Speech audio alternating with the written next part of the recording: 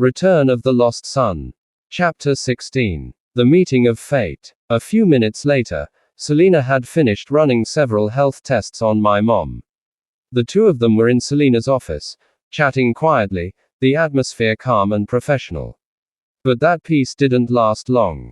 Outside, Drake and his children tried to force their way into the hospital, demanding to see Drive. Dane. The nurses quickly intervened, insisting, "Dr. Dane isn't working here anymore. He's been fired." Their protests only grew louder, but before the situation could escalate further, Selena appeared, my mom by her side. With a stern look and authority that demanded attention, Selena immediately called the security guards. She fixed Drake with a glare and said coldly, "You tried to kill Jason here once. If you ever show up in front of this hospital again, I will make sure you're arrested for good." Without further resistance, the guards escorted Drake and his family out. As they disappeared down the corridor, Ross looked up, curiosity shining in her eyes. "Did Jason make it?" she asked, the nurse already referring to me as Mr. Jason, and mentioning that I was a friend of their CEO. Diana, however, scowled at the thought. "Jason is just a lonely born," she said sharply. "He doesn't deserve anything in life, only suffering." The next day, I walked into a quiet, upscale restaurant. Two well-known businessmen were seated at a table, deep in conversation. The moment they saw me, they stood, smiles breaking across their faces. "Welcome," they said in unison, gesturing for me to join them. Nearby, Drake and his children sat at another table, their eyes following my every move, but I paid them no mind.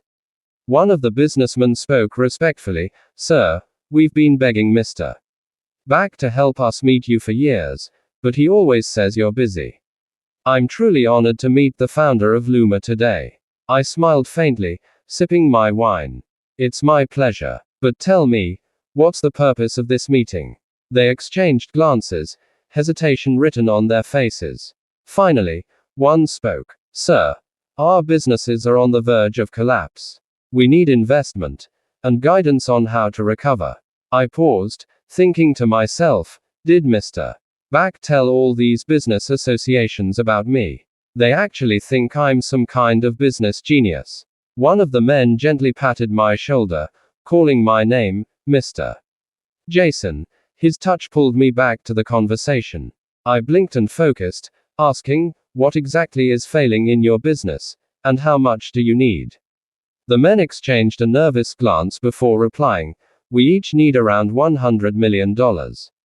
In return, we're offering 30% ownership in each of our companies." I nodded slowly, already formulating a plan in my mind.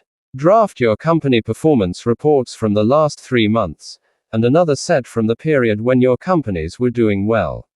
I want to cross-check a few things." They agreed, and we shook hands. I stood up, leaving the table, and as I walked out, Drake and his children followed, their eyes filled with envy and disbelief. Outside, a driver waited beside a sleek, luxurious car. "Welcome, sir," he said, opening the door for me.